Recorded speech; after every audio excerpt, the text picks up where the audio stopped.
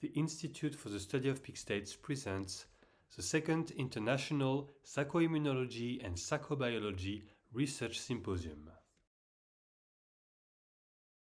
A psycho-immunology approach for tension headaches, presented by Shayne McKenzie. So in addition to being the CEO for the Institute, I'm also one of the 4 certified trainers around the world, and I'm also the clinic director. And so as the clinic director, I also deliver some of our clinic treatments around obsessive compulsive disorder, Asperger's syndrome, traumatic brain injury, and Lyme disease, which I'm going to talk about later today. And I'm also involved in quite a lot of the research as well. And 2 of the ones I'm really passionate around type 1 diabetes and autism. So Mary's going to be talking about type 1 diabetes later in the day. So looking forward to the progress we're making then. Today, I'm going to be talking about a psycho-immunology approach for tension headaches. So I'll first go through some of the psychobiology causes of headaches. So yesterday, when Kirsten was going through pain, and she did have a slide on the psychobiology causes of headaches, and she said that I'll go through that. So I'll actually cover that in this presentation today. And then there's one specific type of headache that I want to talk about that we call the root cause of that a viral net. So that's what I'm particularly going to talk about today. I'll give you a little bit of research history on the development of that treatment. And then I've got a number of case studies in how that research process is going. And then there'll be some time at the end for anyone to ask any questions. So just going through the subcellular psychobiology causes of headaches. So as you can see, there's quite a number that we've come up with. And yeah, quite often headaches is one of those things that we're not sure why it's come on, or we'll come up with the reasons why we think it is. You know, we've been working hard, or maybe I ate something that didn't agree with me, or I didn't get enough sleep. And it's possible that those are the reasons, but there are also quite a number of things going on inside the primary cell that could be contributing this as well. So we'll start at the bottom in the pink. So one of the symptoms, so there's different types of symptoms with the headaches, and those different symptoms give us a clue as to what the likely subcellular causes could be if it is that. Now, not all headaches are going to be subcellular psychobiology issues. Obviously, there could be medical issues with that. You know, you could have a brain tumor or something serious. So obviously, I'm not a doctor, so I'm just giving education around our subcellular psychobiology approach. You obviously should see a medical practitioner if you do have headaches or anything like that. So, but from our perspective, something like a stabbing or ripping pain. So there's 2 most likely causes for that. So sometimes it feels like an arrowhead. And so when that's the case, that's most likely to be a fungus in the primary cell. Other times it might feel more like a nail, kind of a smaller kind of stabbing kind of pain. And that's more likely to be what we think is a prion in the primary cell. Then a different type of symptom would be if it's much more of a kind of a pushing against the head. Some people might say there's a pressure in a certain location.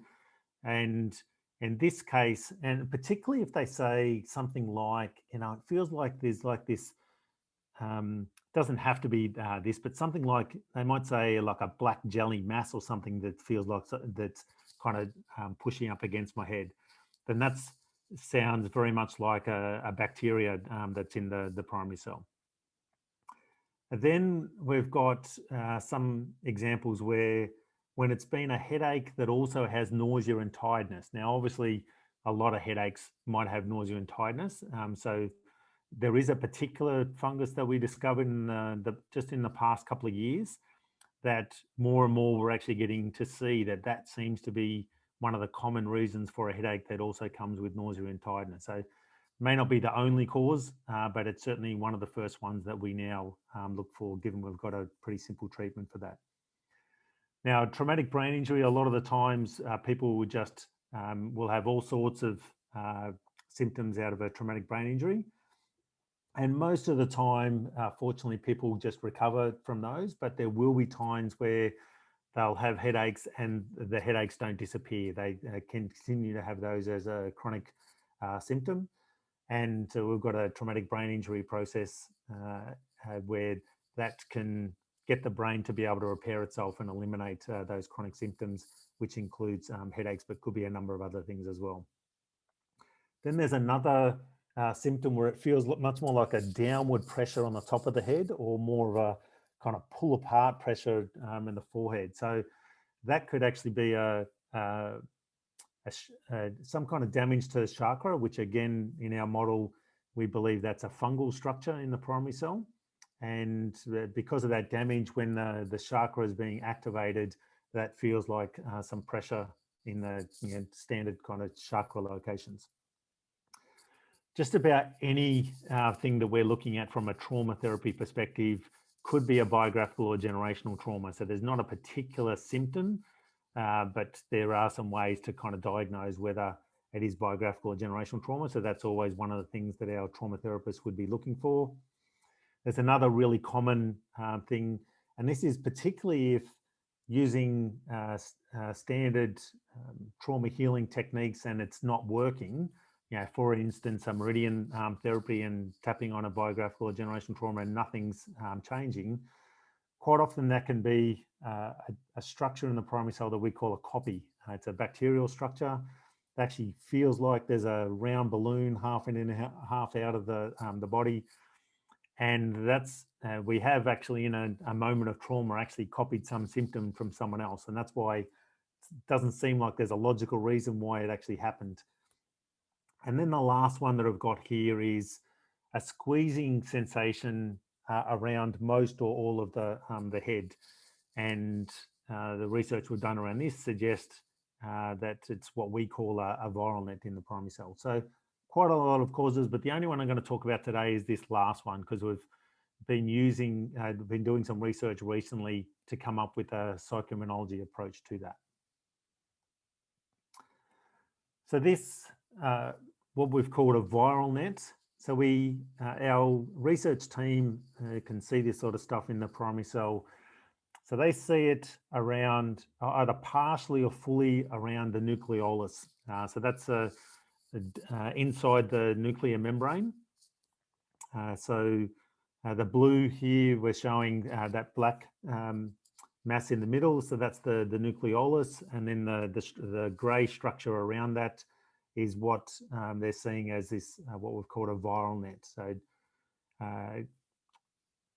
so that's what we're seeing in the primary cell. So to do some research, all of the research always starts with kind of understand what's the biology that's happening here. So that could be, as we've got there, in looking at what's the biology we're seeing in the primary cell. It could be the biology that we're seeing when we're regressing back to key developmental events, when a particular pathogen has come into our being.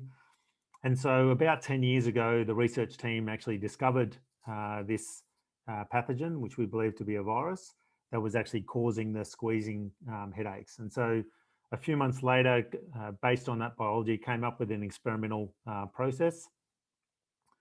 And we were getting pretty good results from that. I'm not sure whether we're always completely eliminated, but we certainly were getting symptom relief. And so people were happy with how effective it was, but it actually was quite difficult to do. So most clients probably would have struggled to actually do that process. They actually really needed a lot of support to be able to do that. And there were some examples of abreactions as well. So we kind of occasionally use that, probably predominantly for students in our work. Probably wasn't used that much with clients at all, and kind of put it on the back burner a little bit until we started to make some breakthroughs in our psycho-immunology model. And so then with that, we saw that as an opportunity to go back to the viral net and see whether we can actually come up with an approach to actually do that. And the people who have been involved in that so far, it's been very effective with them. They're all experienced therapists. And so usually what we do is first start with understanding the biology, and then based on that, come up with a process that works. Might be really difficult to do it, but just to have a proof of concept that if we, based on our model, if we're able to eliminate it, does that actually eliminate the symptoms that we're actually looking to achieve? So that's kind of what we did about 10 years ago. We've now got a more effective process that seems to be working. But we've also got some recent breakthroughs in our psycho-immunology model. And so we hope to actually improve the process so that it becomes even easier to do, so that sometime soon we might actually be able to have this as a clinic treatment as well. So let me go through a number of case studies then as to how this has worked. So we've got Jennifer here, so 45-year-old woman living in Canada. So she'd been having headaches for a long time. So since university, she'd been having headaches, a number of different types of headaches, but certainly she could distinguish these squeezing headaches that are the common symptom that we define as likely to be caused from this viral net.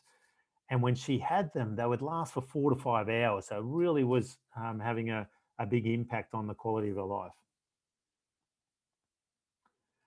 And so when she was getting these squeezing type headaches probably a couple of times a week, so about 8 times a month. And then after the treatment, she wasn't getting them at all. So that's been several months now. So really good from that perspective.